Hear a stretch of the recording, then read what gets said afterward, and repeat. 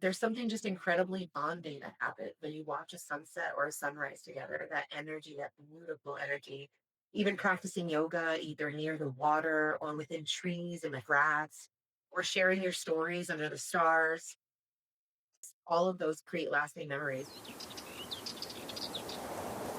Christine Gordineer, we are remote right now. You're in beautiful Costa Rica. I'm in beautiful Belize. What do you think would be different if we recorded this podcast in a shared space? The biggest difference would be the energy.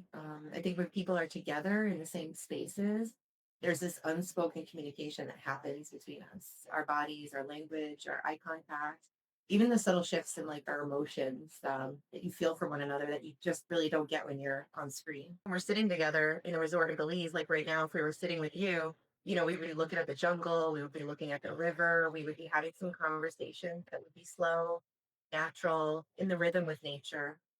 We pause more. We've probably taken our surroundings, the smells, the sights, the sounds, even the feelings of like the grass between our toes, maybe the mud or water. And even right now, I know both of us are hearing birds and we have the wind, which would be beautiful. We'd feel that, together, that same breeze, that same smell that it carries, the energy and all those sensory things, it changes the tone of the conversation. You might pause to feel the breeze, right? You might pause to listen to a bird or watch a butterfly. So there is definitely something that changes the conversation. There's a level of presence. You're not multitasking. You're not thinking about the next Zoom meeting. You're just fully there. You're present. It's the kind of presence I think that opens up doors for deeper conversations, more authentic conversations, because there's trust and there's an exchange of energy. The act of conversation becomes less necessary, much less necessary, actually, when you share space together. It allows that deepening. It allows that furthering, I think, when you're together, when you can dive deeper. What happens with that human connection when we share experiences together? When people share experiences, especially new experiences together, you deepen your connection and trust with each other, but you also form a bond because now you have this shared experience that will forever be imprinted. If it's a first experience, it might be something that you'll remember forever. If it's a second or third time, you'll remember it a little bit differently, but you'll remember that person with the experience. Think of a person, and immediately I think about the things that we've experienced together. You're in Costa Rica with your daughter right now. Talk to me about being in person with her in a beautiful place. Her being in college right now, her first year, we've had a little bit of distance between us. So this was really a meaningful trip for us to be together, to spend time together in real life, off of our FaceTime, and our phone calls, and really just spend that time together, that mother-daughter bonding. I raised her as a single mom since she was 4, so we have a very close relationship. And being in person just really allows us to connect, to hug, to share a bed when we're in our hotel, share food and walk and, all the things that we're discovering as we're walking through town, as we're, taking the little tuk-tuk or surfing, going to the beach. I've been here before, but she hasn't. So I'm really happy to share this with her in real life and not just in pictures. Traveling together allows you more opportunities to explore and have those type of new experiences in real life. And while I'm really happy to learn about all the things that she's doing in college and people that she's connecting with there, I still want to maintain my connection with her. I still want to be able to connect with her. Setting makes such a difference, right? Because the experience you just described wouldn't be possible in your hometown where the environment is familiar. We have plans to go to a volcano Friday, and neither one of us have been to a volcano. So this will be another shared in real life experience that we will both be having as a new experience and we'll always remember. Motherhood expands you in so many ways. And, traveling and being able to explore other places in real life, it deepens that expansion personally and in relation. Motherhood might be the ultimate IRL experience. You learn, I think, so much about yourself in real life as a mother. You experience, you know, uh, pain. You experience pleasure. You experience happiness. But you also go through an experience of understanding what your mother went. And now you have a deeper connection with your mother, a deeper understanding of that. You become maternal, not just to your own children. I think you become maternal to everybody, someone else's children, animals, other people, elderly. Motherhood does really change you biologically and energetically so much more than you even understand, I think, at some points. Until we look back and then we see all the beautiful things that we did. You are an experienced retreat facilitator. Tell me more about your work. I would like to understand from your perspective, how can getting together in real life, in retreat settings, catalyze meaningful personal growth? It's creating intentional spaces where people can step away from the pace and the pressure of everyday life and really, give yourself that permission to pause, to reflect, and recalibrate. Sometimes we're moving so quickly that we don't actually give ourselves that permission to pause, reflect, and recalibrate. So when you're in real life and you're at retreats or you're in those spaces, you're able to do that. And that's really the heart of my work, is creating reconnection with people. When people gather in spaces, like something really powerful happens. You have a group of individuals arriving from their own experiences, right? Different destinations, different, reasons for them coming to this experience. They might be searching for something or answers and really soul searching. They had different stories, challenges, but through this shared experiences on the retreat, like yoga, nature immersions, and deep conversations, they can really create a sense of community. And it forms very quickly once people get together and they're able to really, in real life, have these conversations, these connections. Retreats are not real life, but they do put us back into a community environment that I believe can be very empowering, and very impactful. When people gather in person, something, powerful happens, right? These individuals are now kind of joining in to create a new experience together, and it becomes like this individual but also a collective transformation about growth, about their shared journey, and really about what they remember from when they leave the retreat is what they'll bring home with them, that feeling, that emotion that they receive from the experience with others. You've hosted many retreats. Do you have any stories to share about interesting in real life interactions you've seen among retreat participants that have really surprised you? Every retreat has different experiences that can surprise you because people come through different walks of life. One of the most surprising, or maybe one of the most transformational things for me is, and it makes me cry thinking about it, is when somebody finally breaks down and they shed the tears that they've been holding on to, and they release the pain, the anger, the doubt, the self, inflicted, sabotage, whatever it is in their life that maybe created some chaos, but continued. And when they finally free themselves, when they allow truly the shackles to come off, right?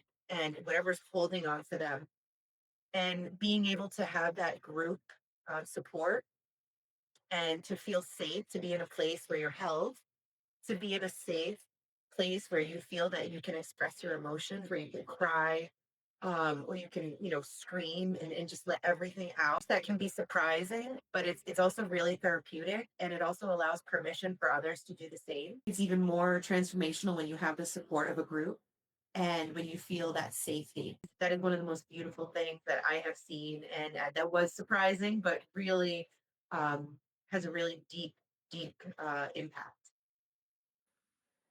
And what about surprising moments of joy that you witnessed IRL during retreats? There's a saying that tears are actually joy coming home. When you cry, you're releasing that pain and you're making room for the joy, right? Because if you're holding on to that pain, you're not able to let the joy in. Once you do cry and you release that pain or that whatever that hurt is, you're then able to let the joy come in. So it is almost like a twofold. It's reciprocal. You let go and then you will receive that joy. Sometimes that's really what's standing in the way of somebody's happiness is their own pain, what they're holding on to, what they're not releasing. That's really transformational and it's beautiful. And when somebody really truly just comes out of that and says, no matter what, I'm going to continue to love myself. I'm not going to self abandon anymore.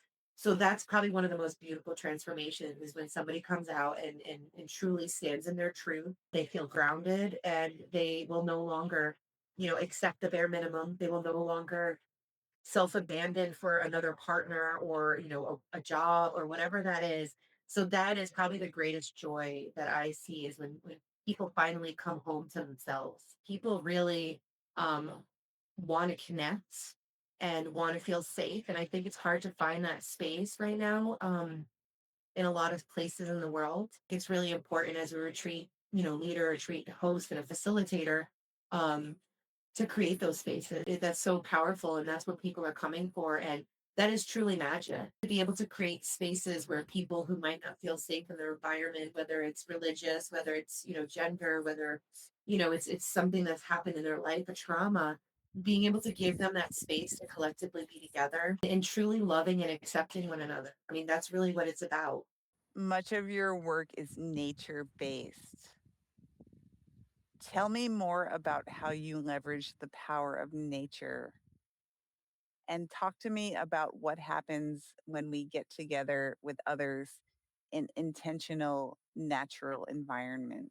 Nature has this incredible ability to regulate and ground us, just connecting with the earth with our feet, just getting out and really connecting, touching a tree, hugging a tree, getting your body into the water, listening to the leaves. Once you step outside, you're connecting with nature.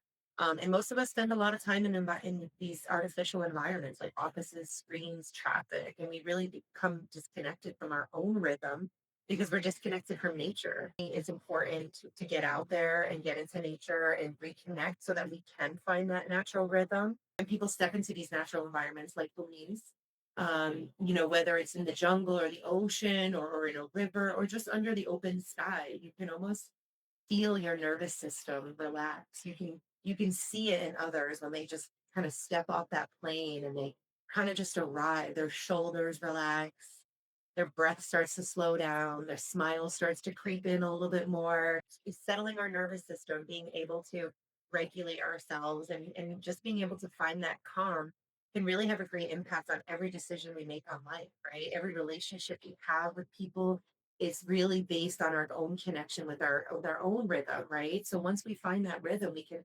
really move that forward and help connect with others, but also maybe help others connect to their own rhythm. Maybe they're not at that place yet. In retreats, nature becomes part of the experience rather than just a background. Really, all my retreats immerse into nature, morning movement, outdoor walks, silence, ocean swims, sharing meals in the open air spaces outside, which all allows the people to connect the environments with themselves, with the food, with the land, the resources. So it's really about fully immersing, and what happens in community then is it deepens the experiences even more.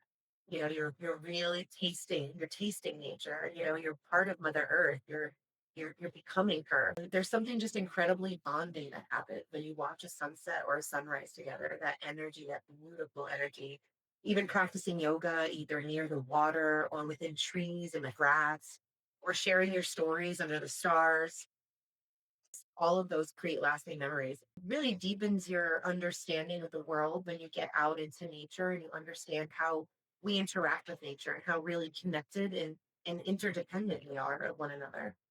We could not survive without nature, and although nature could definitely survive without us, it's here to be explored. You're free to roam. I think we should all migrate. I think that's really important.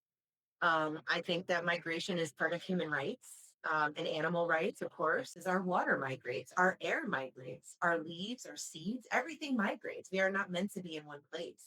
So I think it's really important to really explore nature. It's really important to schedule nature time in retreats so that people can have that connection with Mother Earth and they can experience that together. Maybe a group of women in their free time go down to the river and they talk about their experiences in the river. They can wash away their pain. They can, visualize that. So there's so much healing that can come from connecting with Mother Earth, both internally and externally. I connect a little bit deeper with nature when I'm by myself because it's just me and Mother Earth. I can speak to Mother Earth. I can feel her energy and I can just sit in silence and let that wind blow through me. You are deeply embodied and live very much from the heart. How do you bring your full self to others in nature based, intentional IRL settings?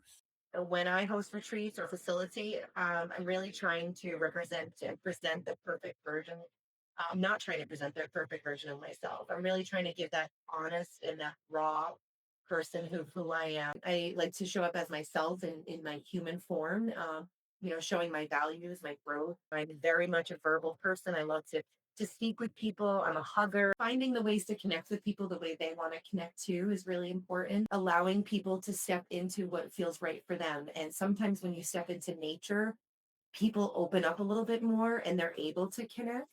And then those conversations and those connections come a little bit more from the heart. People can really feel when the space is genuine. They can feel when it's curated with intention. They can feel what you're bringing, right, and why you brought it there. I really focus on creating an environment that people can feel safe, that they can be themselves, right? They don't have to change or feel self-conscious in any way. So that means being able to share conversations openly in group, simple moments, quiet in nature. Sometimes people might want to step away, have a moment to themselves. Maybe they're working through some emotions. Maybe close proximity is something that they're working on getting better at because maybe they had a traumatic event, maybe they had an assault. Respecting people's boundaries. It's really important to listen to what people are saying, to understand how they want to connect, understanding how nature can open them up to more connection and make them feel safe and a little bit more open to that connection. I think living from the heart also means that I represent and want to present myself as attentive to the group. Being really focused on creating an environment that really is open, right? And everyone feels like they're receiving. They don't have to ask. They don't feel like they're a burden. Every retreat unfolds a little bit differently because every group brings unique dynamics. And my role really is to hold the space for the experiences and allow the retreat to evolve organically. So that I'm not really forcing anything, but I'm guiding and I'm allowing. That balance of structure and openness is where really a lot of the magic happens. You can't create the magic intent like forcefully. You have to allow the magic to happen. So much magic happens in nature. Coming to places and discovering different resorts like your resort in the Philippines that I'm so excited about coming out to, the Alchemy of the Goddess in September this year, 2026. And really just allowing people to experience nature, just immerse themselves, be able to see the land, to hear the rhythm of the land, to feel the heartbeat of Mother Earth when their feet touch the ground, to feel the water on their skin. All of that magic, it comes, right? It comes through nature, it comes through that connection. It comes through shared experiences. So many different things that could bring on, discussion when nature invites you in. Most of the retreats that I go to, and most of the retreats that I facilitate or I plan are nature based. We're getting into nature, we're really getting out into the rhythm and really feeling it, getting our feet dirty. All these elements are here for us, to experience all of this, not to take, right? Not to take for our own, but to experience the elements. We realize really how connected we are with Mother Nature. There's something really amazing about, jumping off of a waterfall with a person, and feeling that roar and laughing and watching another person doing it. If you're jumping off the waterfall yourself, it's still an amazing thrill, but you don't have that supportive energy. You don't have that other person that now you're also supporting. When you give in a relationship and you are open to receive, it's this reciprocal relation. It's so important for people to remain open and to not close off in any way when they're on a retreat or when they're having an experience. When you come into a retreat, when you come into a shared space, when you come into nature, all of those things, all your background, all your history, who you are, where you came from, doesn't even matter. It's really about who you are in this moment, what you're experiencing together. It truly is an honor to be able to hold space for others in intentional nature based settings. It's also an honor for people to trust me holding space for them. With that trust comes a lot of responsibility. And it's, that's where that nurturing, that motherly nurture comes into play because when you have people on retreat, they might be going through trauma. They might be working through emotions. They might be working through joy. They might be experiencing something amazing and they're using this to propel them. With that can come some amazing transformations. But with that transformation can also come a death of the ego. It could also be releasing trauma. It could be releasing, holding on to relation. doubt. It could be holding on to responsibilities that are no longer yours to hold on to, things that you've been carrying. So it really creates that space for people to let go. And when you're in nature, you can almost imagine that. You can lay in a river and you can imagine your sorrows washing away. You could imagine maybe everything holding you back, washing you away, and coming out renewed. It's how you visualize it, it's how you interact with nature, and it's how you really absorb what nature has to give you. When you're having those types of experiences with, like, let's say 8 to 12 other people, it just amplifies the impact for everybody. One individual's experience can help another person fully come into their own experience. You might have been holding on to this for a long time, and now you're in this experience with a group in a retreat, and you're in real life, and you see other people going through similar or different situations, but maybe moving through some of the same emotions, maybe the same fears, but now they're moving through it, and it almost gives others permission to move through their pain as well. It's not that you need permission, but sometimes there are individuals who do sometimes seek that permission. A lot of my retreats will teach people not only to receive, right, to recognize that they have permission to do that, but it teaches them to give themselves that permission. When they leave the retreat and they're in their actual real life, right, they can in a moment say, no, I'm going to release this. I'm not going to hold on to this. I'm not going to take on this. These transformations are not just about the time on retreat. It's about what you take outside of retreat. How do you integrate back into your real life? How does that integration feel for you, for your family, for the people that are close to you? Is it going to propel you to make a life change? So many transformational journeys, right? Experiences can go far beyond the week or 10 days or 5 days that you have in retreat. It could go on for years. I spoke with another retreat hostess. She went on a retreat, and that's when she decided that that's what she wanted to do with her life, and that it changed her thought process. She was in college studying finance, and she completely changed. That connection can allow people to see things differently. Sometimes it metaphorically, right? It's someone taking your bags, someone taking your luggage, your coat, right? Your hat, helping you remove all these things. Sometimes you do need that help. Sometimes you're not able to release those layers on your own. When you're in places, that are beautiful, a jungle, the warm energy, you do feel this new revival, like this just renewal. If somebody has already unpacked their bags and someone already has that safe space within them, it is so beautiful for them to go ahead and help someone else unpack their bags and create that safety for them as well. Let's flip the script.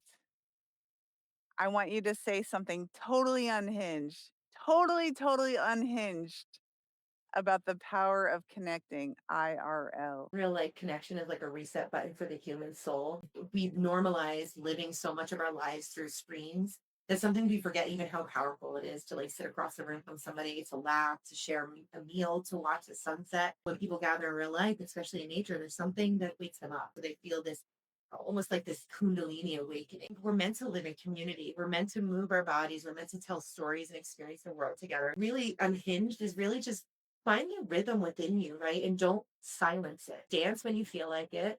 Move your body. When you feel the energy attracting you to somebody, talk to that person. Maybe getting up and dancing, somebody else gets up and dances with you. Maybe you find your partner that way. Maybe you find your best friend. Move whenever you feel like it. Move with the music, move with the waves, move with your heart. We visualize our heart space, our heart chakra, this green heart chakra space. It's almost as if Mother Earth is really inside of us, but also outside of us. So when I imagine my heart space, when I imagine that, I actually imagine like a little Mother Earth inside of, and I imagine that extension of Mother Earth out into my arms and all the way out to my fingertips. I wrap my arms around. I'm wrapping my heart around them. I'm wrapping all of my love and I'm bringing them into me. Everything I do with my hands is done with love. Christine Gordineer, it's been a pleasure. I hope you have a beautiful day. It is time for us to get back up and go back to IRL. Blessings.